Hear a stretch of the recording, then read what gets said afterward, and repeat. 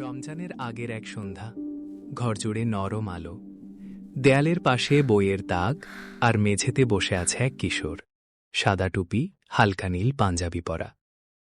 তার সামনে বসে আছেন তার মা, সম্পূর্ণ কালো বোরকায় আবৃত, মুখমণ্ডল, চোখ সবই পর্দায় ঢাকা। তাকে দেখে শুধু বোঝা যায় তিনি নীরব, স্থির আর গভীর চিন্তায় ডুবে আছেন। ছেলেটি কিছুটা অমনোযোগী, নামাজে নিয়মিত নয়, কখনো মোবাইলে সময় কাটায়, কখনো অলসতায় দিন চলে যায়। মা নরম কণ্ঠে বললেন, বাবা, জীবনটা খুব ছোট, আমরা দুনিয়ায় এসেছি পরীক্ষার জন্য। ছেলেটি চুপ করে শুনছিল।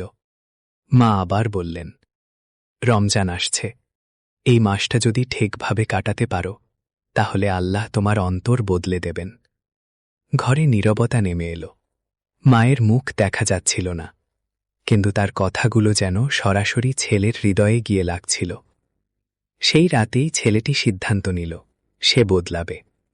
পরদিন ফজরের আগে উঠে পড়ল, ঘুম জড়ালো চোখে অজু করল, নামাজে দাঁড়াল। প্রথম সিজদায় তার মনে হল এতদিন সে কত কিছু অবহেলা করেছে। রমজানের দিনগুলো ধীরে ধীরে কেটে যেতে লাগল। সে প্রতিদিন অল্প হলেও কুরআন পড়তে শুরু করল, রাগ নিয়ন্ত্রণ করল, কাউকে কষ্ট দিলে সঙ্গে সঙ্গে ক্ষমা চাইল।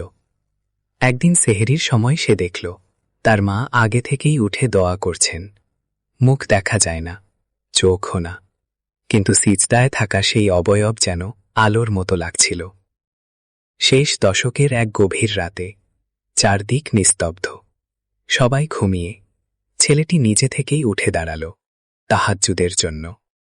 সিজদায় মাথা রেখে কাঁপা কণ্ঠে বলল, হে আল্লাহ, আমাকে সঠিক পথে রাখুন, আমার মায়ের দোয়া কবুল করুন। সেই রাতের পর তার ভেতরে এক অদ্ভুত শান্তি নেমে এলো। রমজান শেষ হল, ঈদের সকাল এলো।